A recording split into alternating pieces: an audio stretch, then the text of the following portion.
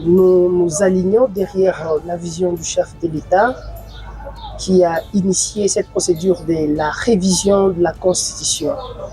Vous savez que depuis l'histoire du Congo, depuis le partage de l'Afrique, nous avons connu plusieurs constitutions et nous avons fait un diagnostic et nous avons déniché quelques faiblesses. Actuellement, parlant de la constitution de 2006 révisée en 2011. Et donc, prenons l'exemple de l'article 218. L'article 218 donne déjà des organes qui peuvent initier cette procédure de la révision constitutionnelle. Nous en avons 4. La première, c'est le président de la République. Le deuxième, c'est le Parlement. Le troisième, c'est le gouvernement. Quatrième, c'est une fraction du peuple qui peuvent initier une pétition de 100 000 signatures. Est-ce qu'aujourd'hui, c'est ça même l'objet qui peut faire un débat? Est-ce que le chef de l'État a-t-il raison ou a-t-il tort? Nous disons que le chef de l'État a raison. Pourquoi? Parce que c'est dans ses prérogatives constitutionnelles. Et lorsque vous lisez l'article 5 de cette même constitution, on dit que la souveraineté repose au peuple congolais. Mais est-ce nous vivons la réalité? Nous disons non. Raison pour laquelle les faiblesses sont les gens. Entre autres, nous pouvons quand même essayer de les démontrer. Pourquoi nous soutenons la démarche de la révision constitutionnelle? Je prends l'article 158 qui parle de la composition de la Cour constitutionnelle. La Cour constitutionnelle est composée de 9 membres ou 9 juges qui composent cette Cour. Mais l'article 19 nous dit que chaque personne ne peut pas se soustraire au juge que la loi lui a assigné et que sa cause soit entendue. Mais les juges de la Cour constitutionnelle, lorsqu'ils commettent un fait infractionnel, ils seront jugés devant quelle cour? La loi ne dit pas.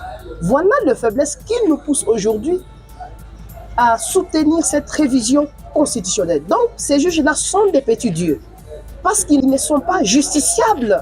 Or, en droit comparé, lorsque nous comparons le droit français et le droit belge, on peut créer une cour spéciale pour ces gens-là. Mais en RDC, les juges là n'ont pas de juge. Ça, c'est un fait.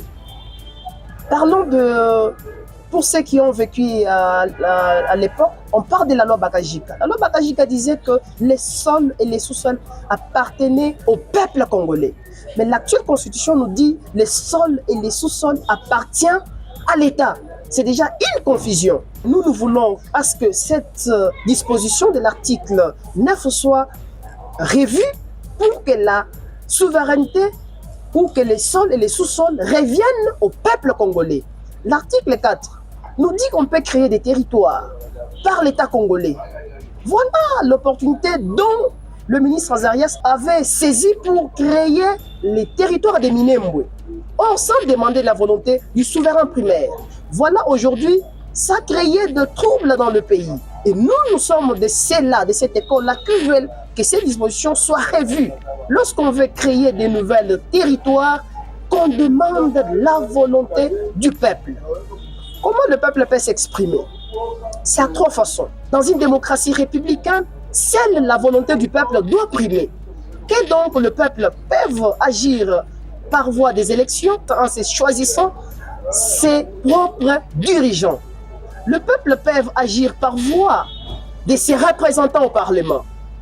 Donc nous sommes, nous qui ont été élus au niveau de l'entité du Conseil communal de Dilala, la population nous a donné mandat de les représenter. Le peuple peut aussi agir par voie référendaire. Qu'est donc aujourd'hui, raison pour laquelle la révision constitutionnelle, on veut demander à ce que la population congolaise puisse s'exprimer et écrire leur propre constitution. Parce que depuis l'époque, toutes les constitutions, ce n'est qu'une émanation de la loi du Parlement belge, en commençant par la loi fondamentale, cette loi est exercée sur le sol congolais, mais rédigée par le Parlement belge. La charte coloniale, la loi fondamentale, la constitution qui voulait quand même soulager, c'était la constitution de Luobu, mais cette constitution n'a pas été mise en application. La constitution de 1967, avec dite la constitution révolutionnaire, avec le feu Mobutu, C'était des pratiques anticonstitutionnelles jusqu'à ce que nous sommes arrivés à la Constitution de 2016. Raison pour laquelle nous, en tant que scientifiques, nous, en tant que parlementaires, nous soutenons cette démarche que le chef de l'État a initiée pour que cette Constitution soit revue. Au contraire, la changer même. Pourquoi? Parce que la population veut écrire sa propre constitution. C'est quoi une constitution? La constitution, c'est la loi fondamentale, c'est la fondation même d'un État. C'est la fondation même d'un État. Et lorsqu'on parle d'un État, nous voyons les 4 composantes qui composent un État. Il y a le peuple, il y a le territoire, il y a le gouvernement organisé, l'organisation du pouvoir et la reconnaissance même de cet État. Là, je suis en droit international. Voilà, nous, en tant que scientifiques, en tant que parlementaires, en tant que jeunes conscients, nous soutenons cette démarche pour que la révision constitutionnelle, donc c'est un impératif. Les changements de la Constitution, c'est le seul moyen pour le salut du peuple congolais. Lorsque les gens pensent que c'est déjà la disposition de l'article 220, quand on veut toucher à la Constitution, on veut revoir le mandat du chef de l'État. Oh, comment le chef de l'État l'a même bel et bien dit que je ne veux pas, mon intention ce n'est pas de m'éterniser au pouvoir, mais nous voulons quand même, personne ne peut les lui empêcher parce que c'est dans ses droits, c'est écrit dans la Constitution. Nous voulons que nous donnions au peuple congolais une nouvelle Constitution qui sera adaptée aux réalités actuelles. Que donc, c'est un faux débat quand les gens pensent que quand on veut revoir la Constitution, c'est toucher au mandat. Alors si le chef de l'État veut réduire le mandat, qu'est-ce que les opposants peuvent dire? Et dans un État, que ce soit même à l'étranger, on change la Constitution que lorsqu'on est au pouvoir. Je n'ai jamais vu un État qui a changé la Constitution ou qui a revu la Constitution tout en étant en opposition. On change la Constitution parce que le chef de l'État est porteur d'une vision et a un projet de société qui veut soumettre au peuple congolais. Et on change la Constitution lorsque les constituants, les objectifs que les constitutions se sont fixés n'ont pas atteint. Et nous les constatons que les objectifs que les parlementaires à l'époque ne sont pas atteints, raison pour laquelle le chef de l'État veut que la Constitution soit revue. Et nous, en tant que jeunes, nous soutenons cette démarche. C'est une démarche salvatrice. Parce que si le chef de l'État ne le fait pas, il aurait trahi le peuple congolais. C'est la seule personne qui peut doter de notre République une constitution écrite par la volonté du peuple congolais.